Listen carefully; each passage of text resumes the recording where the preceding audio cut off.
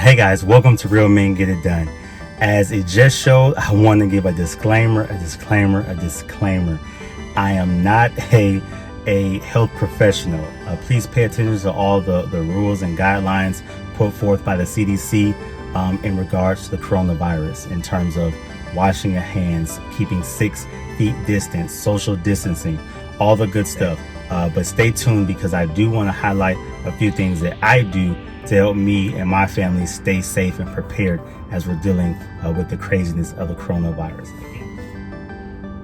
Okay, so I almost was not going to do this video because, as I mentioned, disclaimer, I'm not a medical professional, but being sent a few things from different relatives got me thinking, and some of the things that I have done even before the coronavirus was even here, I think are some great tips and tricks for people to know about and to utilize because they will be beneficial to you. And again, there are a lot of rumors, urban legends, myths out there about things that you can do to stop the coronavirus. And so I'm not trying to do or replicate that.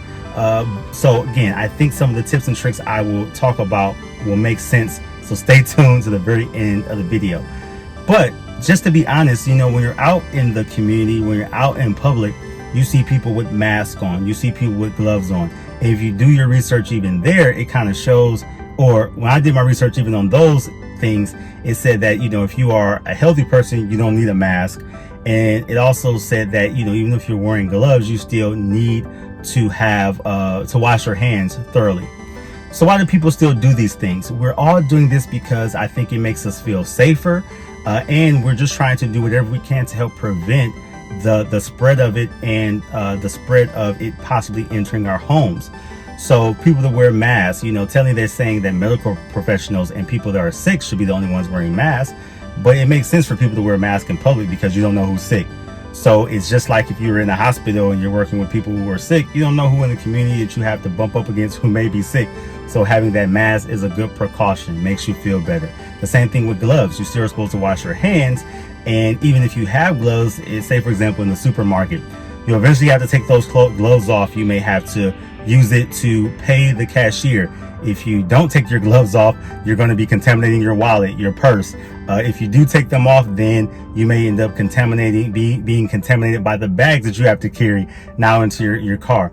So there's so much there. There's so much that's out there. Again, we can only do so much. So every tip and trick, everything that's beneficial, I think we should know about, that we should look into, and just try to be as wise as we can when we have to interact in the community to protect ourselves and to also protect our family members once we do get home. Okay, so one of the first things that I do once I come home from being out and about and having to be in public spaces, I always have a couple of things in my car, and some of these things are very rare at this moment. So again, I'm a little bit of a germaphobe anyway, so I've been proactive in this, and I'm trying to like keep my resources until department stores and grocery stores fill back up.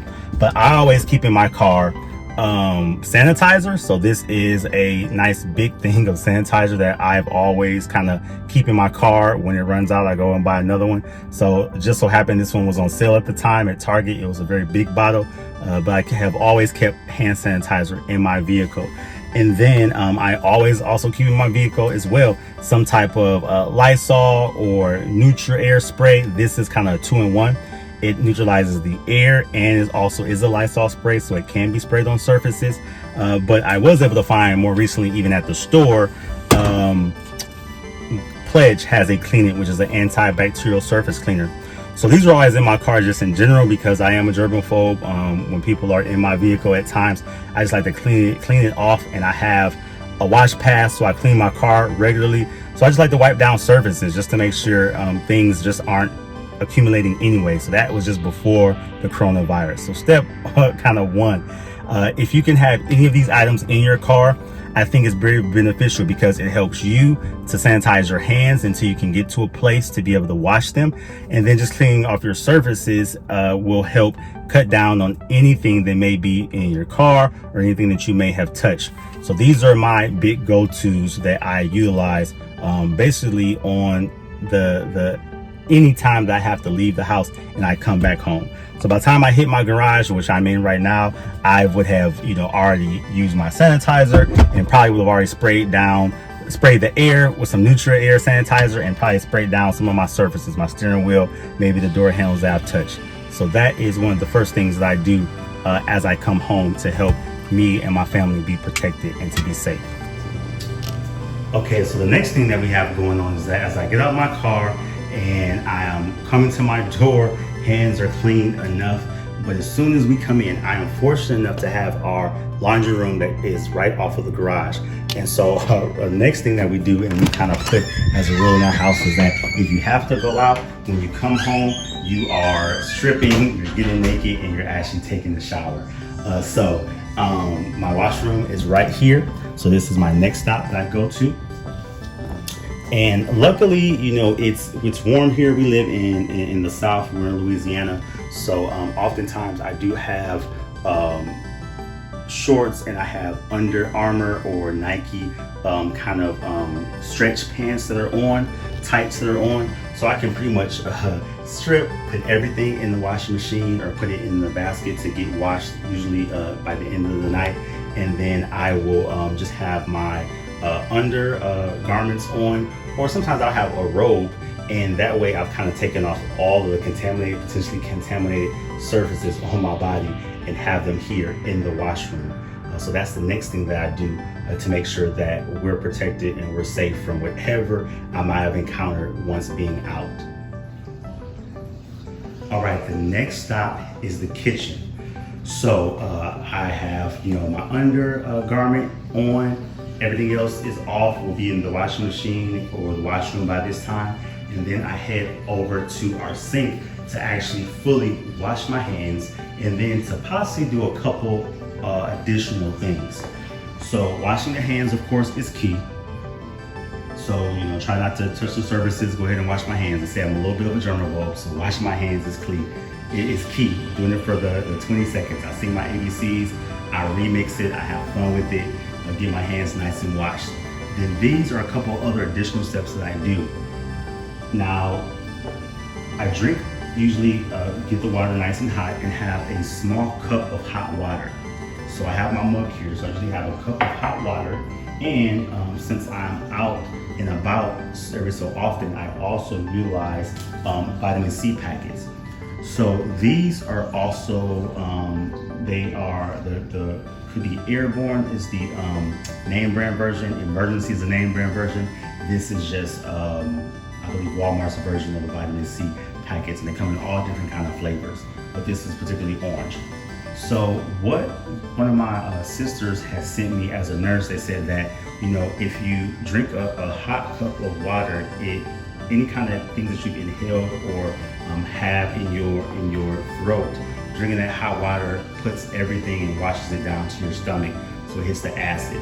So that is just something that I've kind of adapted and said, okay, I'll do that once I come home, just in case, to help. Not even for coronavirus, it's allergy season.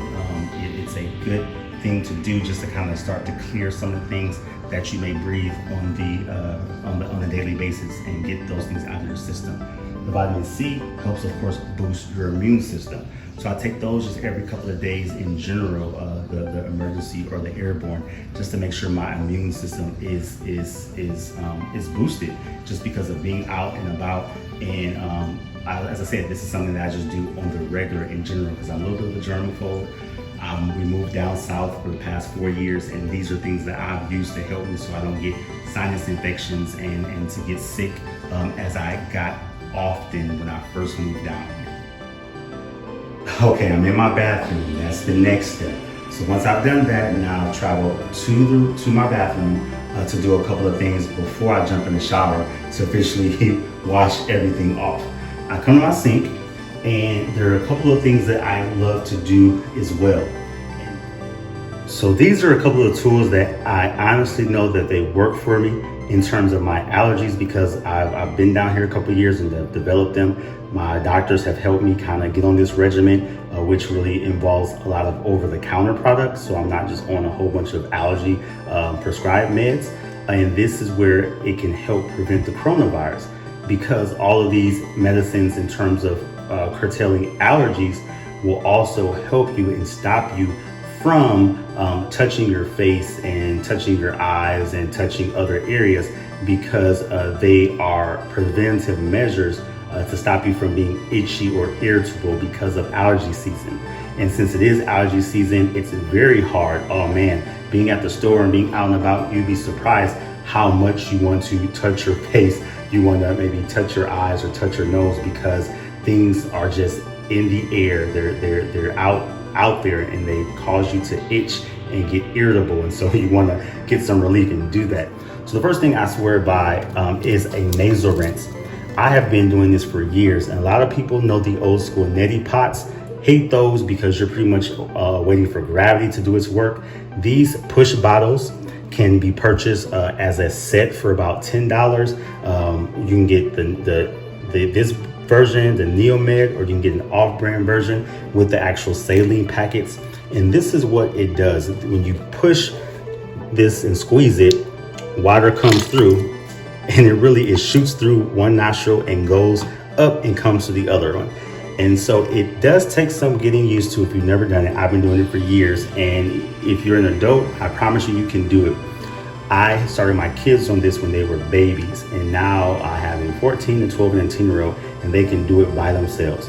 So if you're an adult, you can do it, and you can do it on babies too. I've done it on my nieces and nephews. They've been 1 year old. They hate it, but I know for sure it's cleaning out all the inhalants that they've had, or if they are sick or they have a cold. It's going to get all that junk and gunk out of your nasal passages. It really works very well. And this is what it says on the back about nasal rinses. Removes inhaled irritants, dust, pollen, promotes nasal and sinus drainage, helps reduce swelling of nasal membranes, moisturizes dry nasal passages. So again, right now as it's allergy season, this is a perfect thing to utilize to help you, and it also can help be a preventative measure of the coronavirus. Next, this is a generic version of Zyrtec, a generic version of Flonase, and a generic version of Sinex from Vicks. I love this version because it doesn't burn my nostril. It can get pretty expensive. It can go anywhere from about $12, but it really works. But I also have tried a Walgreens version. They just came out with their version of this brand, and it was for about $6 or $7. So altogether, before I continue, if you add this set for about $10, all of these you can get for probably a month's supply under $5, $5 to $6. And then the actual emergency, the generic version of the emergency. So all of this, if you add it up, could easily be around $30 or under, maybe slightly more, but very reasonable for a month or more supply to utilize to help you to be able to breathe and to combat some of what you're naturally inclined to do with touch your nose, touch your eyes, touch your face, because it's allergy season. Okay, after that, the next thing I want to do, of course, is hop in the shower. So I will hop in the shower, of course, shower, be all nice, fresh and clean, and be done with that. And then the next step after the shower would be to take everything. Usually I will take my shower towel, again, my undergarment that I had, my tights, anything else that I have, and I'll wrap everything up and then go and take that back to the washroom to go ahead and do a load of laundry and have everything washed, everything clean, and I'm good to go. And those are all of my steps that I think are great tips and tricks that you can utilize during this allergy season to help you with your allergies and also to help you fight and combat the coronavirus, because the whole thing is to not let as it is on surfaces that it can spread that way, because you will touch different things and it enters into your body. But these are ways to help prevent and stop you from being so irritated on a daily basis if you have to go out in the public, to just be safe. So thank you for tuning in for tonight. Guys, as I said, I am not a health professional, and we definitely want to follow what the CDC has recommended us do to just help curb this pandemic that's going on. But the fact of the matter is, there's sometimes we will have to venture out to do whatever we have to do for our family, whether that's a quick run to the grocery store or going to the bank or whatever. But as we, have to do that, let these tips and tricks just be some things that you can utilize if you haven't had a chance to do so, just to help you be safe, just another extra layer of protection. And if anything, just another level of protection of peace of mind. That's what everyone's trying to do, just to have a little bit of peace of mind as we get through everything that's going on. So I hope you found something that's useful that you could utilize and maybe add to what you've already been doing. And again, pay attention to what the CDC has told us to do. If you can, stay at home.